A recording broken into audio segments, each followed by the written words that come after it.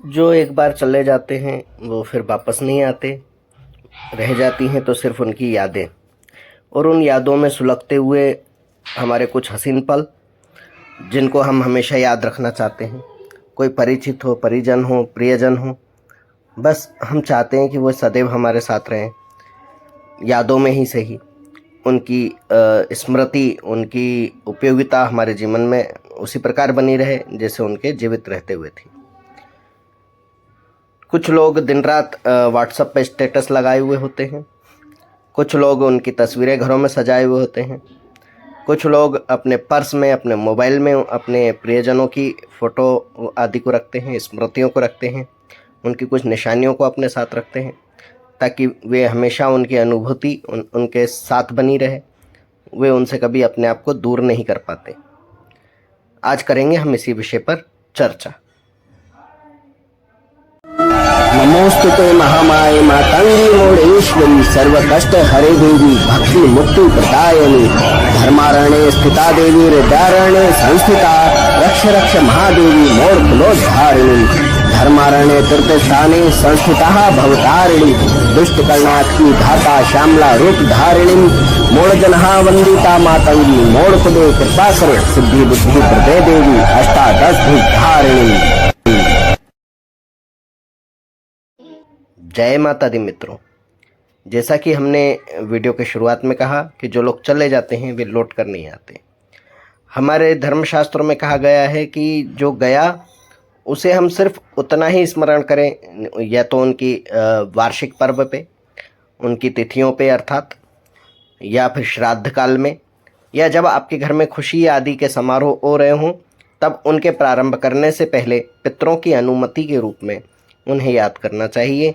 उसके अलावा किसी भी दिवंगत आत्मा को, अर्थात हमारे परिजनों को जो दिवंगत हो चुके हैं, मृत हो चुके हैं, इस संसार में नहीं हैं, सूक्ष्म रूप से हैं, जिनके बारे में हमें ज्ञात नहीं है कि वे सद्गति को प्राप्त हो चुके हैं, मोक्ष गति को प्राप्त हो चुके हैं, अथवा वे अब तक प्रेत योनि में भटक रहे हैं, हमें सिर्फ उनका तर्पण आदि करना चाहिए, जो कि वैदिक रीति से, वैदिक समय के अनुसार हो, अर्थात उनके जब जब पूजन स्मरण आदि के बारे में कहा गया हो, जैसे कि अभी मैंने बताया, तब तक करना चाहिए।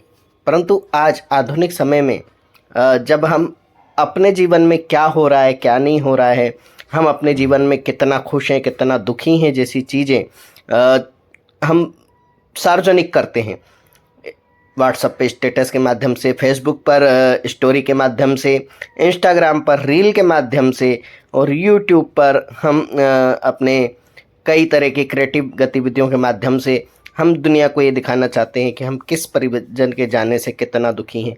आजकल तो आप देखते होंगे कि जब कोई मृत्यु हो जाती है तब उसका लाइव वीडियो बनाया जाता है और उसमें कहा जाता है कि ये मेरा प्रियजन है, ये चला गया है और मैं इसके जाने से दुखी हूँ। लोग सांत्वना दे रहे हैं या नहीं दे रहे हैं, लेकिन हम स्वयं ही उस चीज़ को आगे ले जा करके सांत्वना ले रहे हैं। इस तरह का भी एक चलन देखने में आया है। खैर, सबके अपनी अपनी रुचि, अपने अपने अनुभव हैं, परंतु कुछ लोगों ने इसी से संबंधित एक सवाल पूछा है कि क्या ये सही है या इस तरह की गतिविधियां गलत हैं। क्या हम घर में प्रियजनों की, मृतक लोगों की फ़ोटो रखना चाहिए या नहीं रखना चाहिए, या रखना चाहिए तो किस हद तक उनको याद करना चाहिए? कृपया मार्गदर्शन करें। तो इसी विषय पर हम आज बात कर रहे हैं और विस्तृत चर्चा कर रहे हैं, क्योंकि हमें ये समझना ज़रूरी है और आवश्यक है कि हमारे लिए, हमारे आगामी भविष्य के लिए, हमारी आगामी संतानों के जीवन के खुशियों के लिए क्या सही है और क्या गलत है। तो हमें उन चीज़ों को समझना आवश्यक ही होता है। और यह बिल्कुल सही है कि शास्त्रों में तो निर्देश नहीं दिए गए हैं कि इस प्रकार की गतिविधियां हों, तब तर्क ये सामने आता है कि क्या तब मोबाइल थे? तो बात तो सही है कि जब गरुड़ पुराण आदि ग्रंथ लिखे गए थे, जिसमें मृत्यु और मृत्यु के पूर्व के चिन्ह और मृत्यु के बाद की गतियों के बारे में बताया गया है, तब उस समय मोबाइल नहीं थे। तो उसमें मोबाइल के लिए स्पष्ट निर्देशों का उसमें कोई उल्लेख नहीं है कि आप स्टेटस डालें या नहीं डालें। तब उतने फोटो आदि का तो चलन था जिसके बारे में कहा गया है, क्योंकि चित्रकारी तो की जाती थी। तो इस तरीके की बातें हैं, लोगों के मन में तर्क कुतर्क आते हैं। पर हमें ये समझना होगा कि ये मनाही क्यों की गई थी, और अगर हम उन चीज़ों को नहीं मान रहे हैं तो हम क्या पा रहे हैं और क्या खो रहे हैं। यह प्रश्न तो अति उत्तम है। तो हम इसी पर बात कर रहे हैं। आप लोग बने रहिए और इस पर अपनी राय अवश्य रखिएगा, और आप लोगों ने क्या इसके अनुभव किए हैं वो भी आप बताइएगा। देखिए, पितरों की पूजा और पितरों को याद करना, पितरों को तृप्त करना आदि चीज़ों के लिए सभी भक्तों ने वीडियो बनाए हैं। सभी ग्रंथों में इसके बारे में कहा गया है कि कोई भी कुल देवी देवता और अन्य आराध्य देवता, आपके इष्ट देवता तब कृपा करते हैं जब आपके ऊपर पितरों की कृपा हो, यानी कि जिन्होंने आपको जन्म दिया है, जिन्होंने आपको पैदा किया है, उनका ऋण आपके ऊपर होता है। तो हमें उनका गति और उद्धार के कर्म करना चाहिए। अगर हम वो नहीं करते हैं तो पितृ ऋण बनता है, पितृ दोष लगता है।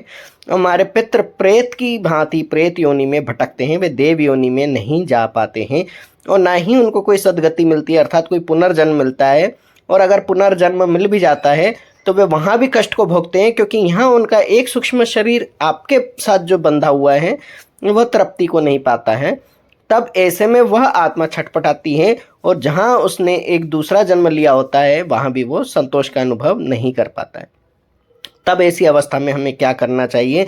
तब ऐसी अवस्था में हमें हमारे जो ग्रंथ हैं, हमारे जो वैदिक नियम हैं, जो हमारे पुराने पूर्वज हैं, जो ऋषि मुनि रहे हैं, जो लगातार इन चीज़ों पर शोध करते रहे हैं, उन लोगों ने निष्कर्ष निकाला कि आप वार्षिक पर्व पे, मासिक तिथि पे या वार्षिक तिथि पे या श्राद्धों के समय उनकी उसी तिथि पर, जिस तिथि पर उनका देवलोक गमन हुआ है या इस संसार को उन्होंने छोड़ा है, उस तिथि पर उनके तर्पण आदि के कर्म संतानों द्वारा किए जाना चाहिए, परिवार द्वारा किए जाना चाहिए, खुशी खुशी प्रसन्नतापूर्वक किया जाना चाहिए, ताकि उनको मोक्ष गति और सद्गति प्राप्त हो सके। उनके द्वारा किए गए कर्मों के कारण उनको जो भी दंड प्रावधान आदि प्राप्त हुआ है उसमें उनको कमी आएगी, उनके जो कर्म है वो कटेंगे और वे मोक्ष गति की ओर आगे बढ़ेंगे।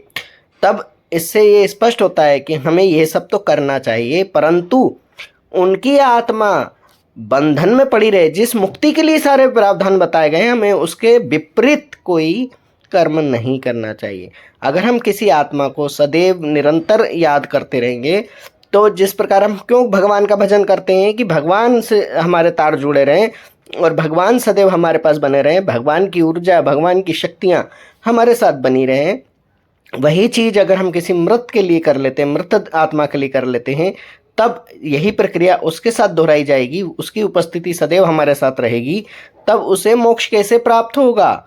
तब उसकी सद्गति कैसे होगी? आपके द्वारा किए गए तर्पण और श्राद्धों का फल तो व्यर्थ हो गया, क्योंकि वे तो उनकी मुक्ति के लिए ही हम करना चाहते थे, परंतु इसका तो हम उल्टा ही कर रहे हैं। हम उस मृत आत्मा को हमारे साथ इस प्रकार बांध लिए हैं कि वे हमारे घर में ही निवास करने लगे, हमारे घर के आसपास ही मंडराने लगे। वे कभी भी अपनी गति के लिए प्रेरित ना हो, ना भजन पूजन भक्ति कीर्तन आदि करें कि वे भगवान की शरण की ओर जाने की स्वयं कामना कर सकें। ऐसे में जब जब वे मृत आत्माएं कष्ट में होती हैं, तब आपको भी कष्टों की अनुभूति होती है, आपके कष्ट जीवन में और अधिक बढ़ जाते हैं। आपके जीवन में एक प्रकार का मातम सा छाया हुआ होता है। आपको कुछ समझ ही नहीं आता कि हम इतना अच्छा कर रहे हैं, हम ये कर रहे हैं, हम वो कर रहे हैं, परंतु हमारे मन को मानसिक शांति क्यों नहीं प्राप्त हो पा रही है, हमारा मन क्यों विकल हुआ पड़ा है? क्योंकि आपके मन में वही प्रेत आत्मा विराजमान है। जहाँ एक परमात्मा को विराजमान होना चाहिए था, वहाँ एक प्रेत आत्मा, एक असंतुष्ट अतृप्त आत्मा का वास हो जाता है, जो आपको मात्र अतृप्ति ही प्रदान करता है। तब ऐसे में क्या होगा? आपके घर में क्लेश बढ़ने लगेंगे। तब आप कहेंगे कि हम तो ये भी पूजा पाठ कर रहे हैं, वो भी पूजा पाठ कर रहे हैं, लेकिन हमें फल प्राप्त नहीं हो रहा। हम तो पितरों की शांति के लिए सब कुछ कर रहे हैं, पर फल प्राप्त नहीं हो रहा। लेकिन आपने कहीं ना कहीं अपने आपको जहाँ विरक्ति की ओर ले जाना चाहिए था, स्वयं को आसक्ति में धकेल दिया, और उस दिवंगत आत्मा को भी मुक्त न होने का एक मार्ग बना दिया, एक बड़ा एक ट्रैप कर दिया उसको, जिसको बोलते हैं लूप बन जाना, कि यहाँ से शुरू यहाँ ख़त्म, फिर वहीं से शुरू, फिर वहीं ख़त्म। एक उस भंवर जाल में आपने फंसा दिया है। तो यह बिल्कुल अधम गति की ओर इशारा करती है, और इस प्रकार की आत्माओं के साथ ही हमारी आत्मा का भी जुड़ाव हमारी मृत्यु के पश्चात भी हमें वहीं और उसी गर्त में लेके जाएगा जिस गर्त में हमने किसी और को बांध रखा है, मात्र अपने मोह, अपने अज्ञान के कारण। देखिए, जैसा कि वीडियो के प्रारंभ में मैंने कहा कि हमारा कोई भी प्रिय जब चला जाता है तो हम उसकी याद में एक विक्षिप्त की भांति हो जाते हैं। हमें अच्छा नहीं लगता है, हमें कुछ समझ नहीं आता है, परंतु ये धर्म ग्रंथ और ज्ञान उपदेश की बातें हमें इसीलिए बताई जाती हैं कि हमें भूतकाल से बाहर आकर के वर्तमान में जीना चाहिए। अथवा अगर आप भविष्य की कल्पनाएं नहीं कर सकते हैं तो ना कीजिए, कम से कम वर्तमान में तो जीवन जिए, ताकि आप भी संतुष्ट रहें, दिवंगत आत्माएं भी तृप्त और संतुष्ट रहें, शांत रहें, आपके घर में शांति प्रदाय करें, वे स्वयं सुखी हों और आपको सुख का आशीर्वाद दें। हमें इस प्रकार की व्यवस्था करना चाहिए। स्टेटस पे आप वीडियो लगा रहे हैं, आपने कितनी बार लगाया? आपने 1 दिन लगाया, 2 दिन लगाया, 10 दिन लगाया, लगातार लगाया, उससे क्या होगा? आप स्वयं भी उस चीज़ को याद कर रहे हैं, रोज़ रोज़ याद कर रहे हैं और उस आत्मा को अपने आप से जोड़ने का प्रयास बार बार कर रहे हैं। तब यह चीज़ आपको अभी समझ नहीं आ रहा है, लेकिन उस आत्मा को कितना कष्ट दे रहा है, इसके बारे में हमें ज़रूर विचार करना चाहिए और इसीलिए इन चीज़ों की मनाही की गई है। अपनी अपनी आस्था है, किसी पे कोई जोर जबरदस्ती नहीं है, परंतु जिन लोगों को ये बात समझ में आती है उन्हें इस चीज़ों पर अवश्य ही ध्यान देना चाहिए और अपने आप के साथ साथ अपने कुल की दिवंगत आत्माओं और आने वाली पीढ़ियों के उद्धार के बारे में अवश्य ही सोचना चाहिए। उम्मीद करता हूँ कि आपको आपके प्रश्नों का उत्तर मिल गया होगा। इसी के साथ जय मोडेश्वरी, बोल बम। ओम मणिक्यमणावक्लालयन्तीं मदालसां मंजुलवाग्विलासां महेन्द्रनीलं द्युतिकोमलाङ्गीं मतं कन्या मनसा स्मरामि।